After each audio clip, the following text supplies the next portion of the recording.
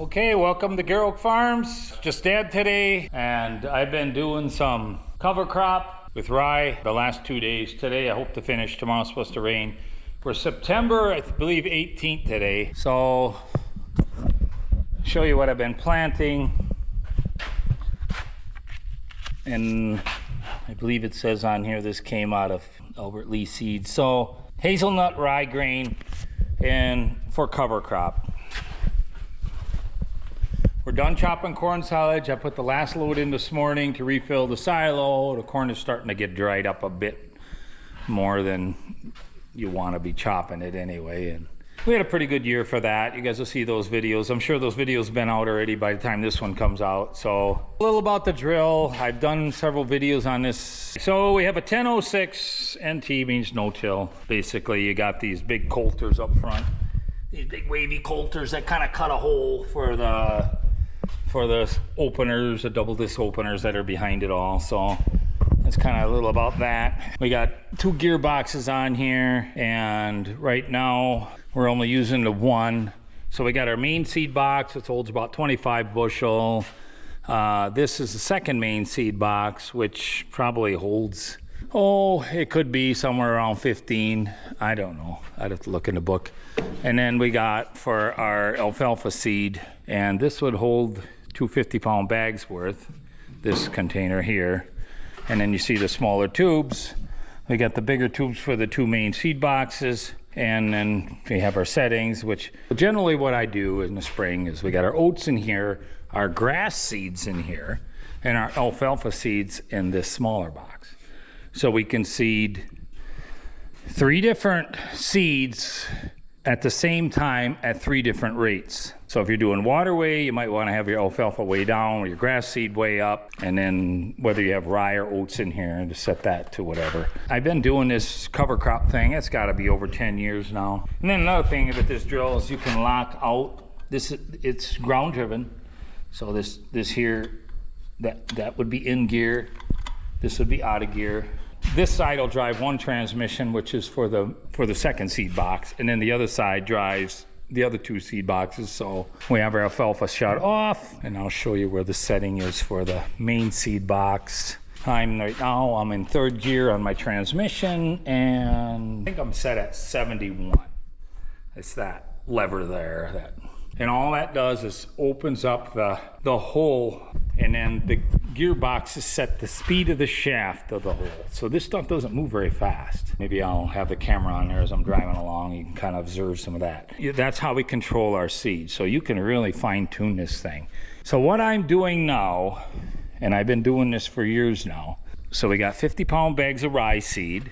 So I'll put 2 bags of rye seed in and 4 pails of oats. So for every bag of rye seed, there's 2 pails of oats. Roughly half and half. I think depends on the size of the seed. The oats this year is just our oats right out of our bin from combining. And we use that for feed too. I mix it in with the heifer feeds and some with the dairy too. I mean, nobody does oats anymore, virtually nobody. Just my brother's the only one that I know right around us. It's hard to grow oats, especially this year with the humidity, to get quality, but we still do it. We're kind of diehards that way. We just love that old school stuff. We know it works. What happens then is the oats will grow now. We're past the middle of September, but the oats will grow. Oats likes the cool weather anyway. Oats will come out, and probably about the early part of December, when it first gets really cold, it'll freeze it off, and it could get to knee high. I mean, depending on how much warmth we have. We seem to have the moisture. It's supposed to rain tomorrow, so we're gonna see if we can get that out of the way. And then the rye just gets established. So typically rye in the fall, it'll just kind of get green a little bit. It'll be shorter than your lawn. And then in the spring, very early, soon, even before the snow comes off, and they claim that rye is so tough, it never really stops growing. Even the bitterness of winter, it will grow extremely slow, but it's still making some kind of progress. So, and maybe more of it's going on underground than above ground, I don't know. Kind of a neat thing. So you get quite a bit of root mass and foliage on top of ground, especially in the spring. So I hate to wait too long to terminate it, which we moldboard plow it typically. Last spring I did chisel plow it. it gets real lumpy that way, and then our turbo till really broke it up nice. And the crop of corn was just excellent this year. Had a little trouble getting control of some of the weeds and the grasses, but that was kind of a normal thing for everybody this year with the heat and humidity and the moistures and everything. So what we did, we just got a whole pallet of this stuff, and I think I got to add a little yet to finish. I like to have my drill empty or almost empty, because in the spring I'm just going to do oats with my new seeding, and I don't want to have to take it out. I don't want it to put rye in with the oats. I mean, a few handfuls ain't gonna hurt, but we try to gauge it right. And then if we have a few bags left, the guys that deliver that, they come with other products, and they can take that back with them, and we just pay for what we use. And that way there saves a less time somebody delivering 2 bags of something or not having enough and just letting it be. But so we're pulling it with 7510. If you want to see my moldboard videos, there's one that was out, I don't know if it was 3 springs ago. You can go back, and I kind of talk about my Belize Sun cover crop and why I don't like to necessarily spray it if I don't have to. In the spring, I like to plow it in green manure.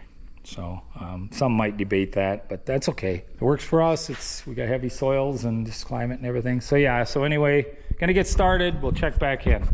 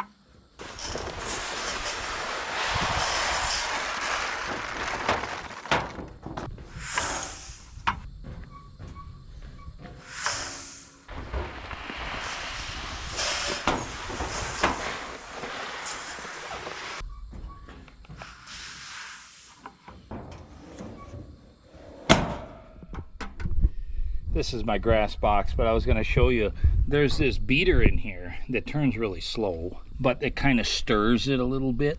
The same thing is in the main box, so that even though I don't mix it, it does come out pretty consistent anyway. And I mean, it's a cover crop, so it's not really critical. We're not going to harvest it for seed or anything like that. I know some would say we should graze it, being that the fields are way down. We'd have to cross the row with the cattle, and there's electric fence and the deer knocking it down. It's just, it would end up being maybe more of a hassle. Now, if we really needed the feed, I would do it. They could drink in the creek when they're down there in the day and all that. But we're really well set on feed this year especially. So I don't see, really you're just robbing from the land that much more. But if you need the feed, it's a way to get more out of your land. And of course, the cows leave the manure there. So you won't get quite as big of a punch out of it doing it like that. But it would still be good.